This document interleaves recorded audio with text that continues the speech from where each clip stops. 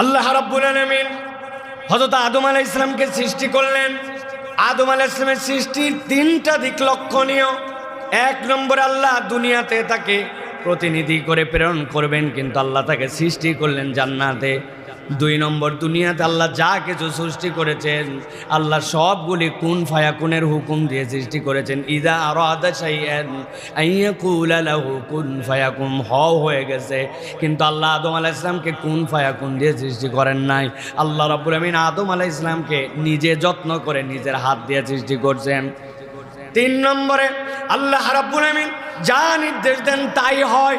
আল্লাহ নিজে তৈরি করলেও সেটা তৎক্ষণাৎ পারতেন, কিন্তু আদম আলাইহিস সালামকে তৎক্ষণাৎ সৃষ্টি না করে দীর্ঘ একটা সময় নিয়ে সৃষ্টি করেছেন।